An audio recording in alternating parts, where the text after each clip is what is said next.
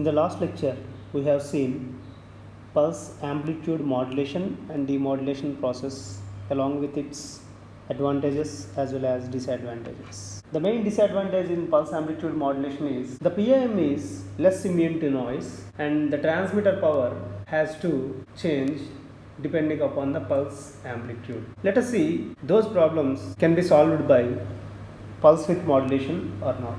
Pulse width modulation, it is represented with PWM. The other name is pulse duration modulation.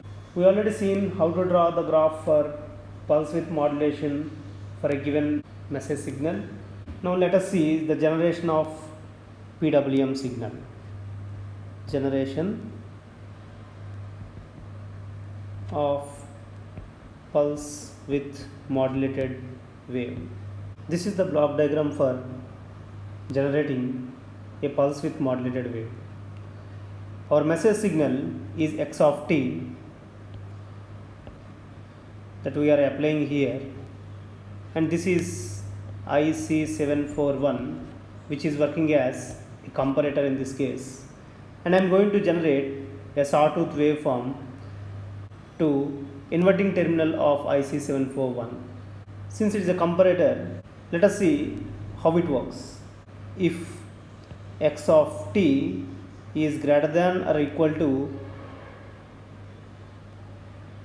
sawtooth voltage, then output must be high. Similarly, if x of t is less than sawtooth voltage, then output must be low. So this is how I will design the comparator.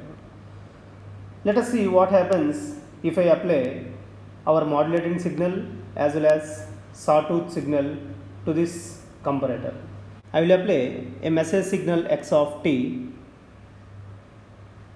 I am representing with the color red, and the sawtooth waveform which is generated in this block diagram is shown in this graph.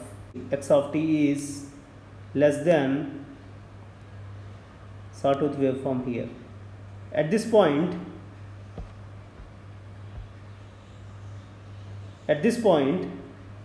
to this point, x of t value is greater than sawtooth waveform voltage. That's why we are going to have a logic high here, and from this point to this point, from this point to this point, x of t is less than sawtooth voltage. As a result, you will be having a logic 0 here or low here, and from this point to this point, again x of t is greater than sawtooth voltage. As a result, you are going to have a logic high here. Again, from this point to this point, x of t is less than sawtooth voltage. Again, you have a logic low here. Again, from this point to this point, you have logic 1 or high because x of t is greater than sawtooth voltage, and the remaining graph continues like this. So it is very clear that if our message signal is greater than sawtooth voltage, you are going to get a logic high, and if your message signal is less than sawtooth voltage, you are going to get a logic low or 0. This is how you have to generate pulse width modulated wave. See here amplitude is maximum, so width is maximum. Here amplitude is minimum, here width is minimum. Again here amplitude is minimum, so width is minimum. In order to generate a pulse position modulation signal, you must need a pulse width modulated output. Therefore, here we have a pulse width modulated output. Now, our job is to generate pulse position modulated wave. Now, a pulse position modulated wave is generated by using a pulse width modulated signal. And you know how to draw pulse position modulated wave? So, this is our reference line. Once the pulse width modulated wave lagging edge comes, the pulse position modulated wave starts and its value remains high for some time period tau, and again it comes to 0. Next, the next pulse started here. This is leading edge, this is lagging edge. Up to lagging edge you must get a 0 output. At lagging edge again you have to get a high output, and it stays there for a time period tau and comes back to 0. Again for the next lagging edge you will get a logic high. Again for next lagging edge you will get a logic high, and continues. That means wherever there is a lagging edge of pulse width modulated signal, there you must generate a pulse, which indirectly an operation of negative edge triggered monostable multivibrator. Once we have an output of pulse width modulated signal, what you have to do is you just have to add a monostable there in order to get pulse position modulated signal. For this block diagram, I am just adding a monostable in order to get pulse position modulation output, and the monostable that we are going to use here is a negative edge triggered monostable. As a result, you can convert a pulse width modulated waveform to a pulse position modulated waveform. Let us see the demodulation of PWM wave. Following is the block diagram for demodulation or detection of PWM wave. Step 1 is to get message signal from the channel. Since the channel adds a noise, the input for our block diagram is PWM signal with noise, that is shown in graph A.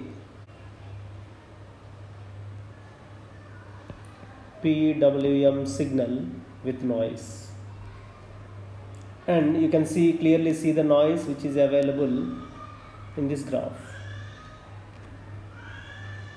Now, my first step is to remove the noise. That's why I am going to add a pulse generator in the block diagram. Once I apply a pulse generator,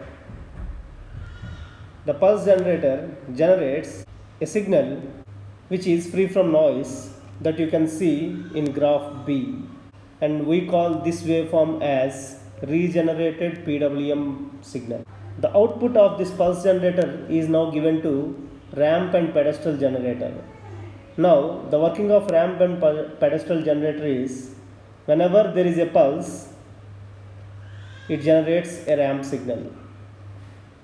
Once the pulse is completed, it holds the value up to the next pulse. Again, you have a second pulse here. Again, it generates a ramp and it holds this value up to the next pulse. This is the third pulse. Again, generates a ramp and it holds the value up to the next pulse. This is fourth pulse. Again, it generates a ramp. It holds the value up to the next pulse, and continue like this. One thing that you can observe in these two graphs is the height of this ramp signal is directly proportional to the width of the pulse. Similarly, see the last case.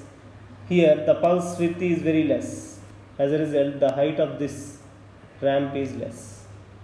That means you are generating a voltage which is directly proportional to width of the pulse. That is the work of ramp and pedestal generator. We have one more block here, that is reference pulse generator. Now the work of the reference pulse generator is to generate reference pulses which are used for the demodulation of PWM signal. The next step is the output from ramp and pedestal generator and reference pulse generator is added here by using a summer. Signal C and signal D has to be added. In this graph, signal C means this one, signal D means this one.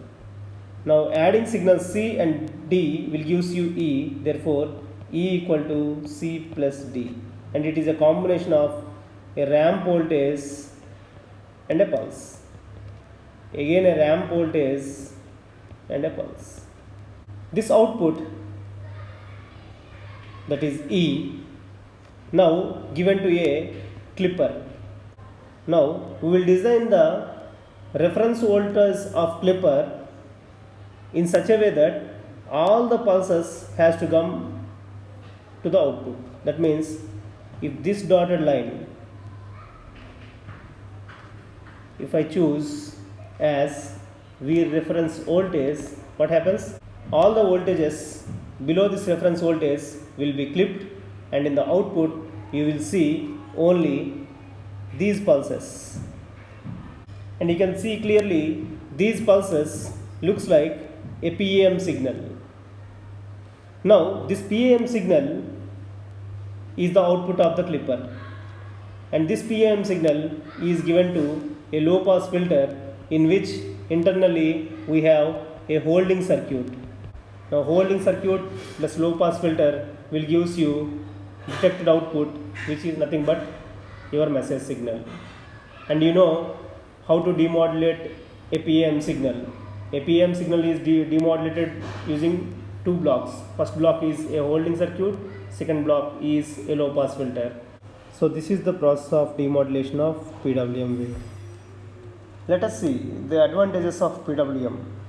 Since the amplitude of PWM wave is constant throughout the time period, a PWM wave is good immune to noise. Here in the block diagram of demodulation of PWM, we are generating the reference pulse. Therefore, the synchronization between transmitter and receiver is not essential.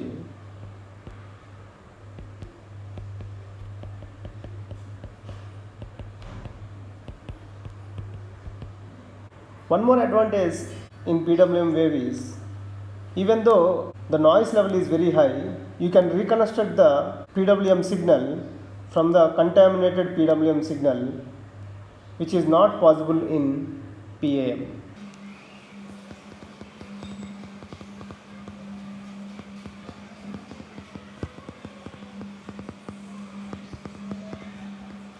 Disadvantages. Even in this case also, the pulse width will change from one pulse to another pulse. That means the power content in the pulse is varying. Hence, the transmitter must be powerful enough to handle the maximum width of the pulse. The second disadvantage is, in order to avoid any waveform distortion, the bandwidth required for a PWM communication is very large when compared to PAM signal. And the spectrum of PWM signal is shown in this graph. Thank you.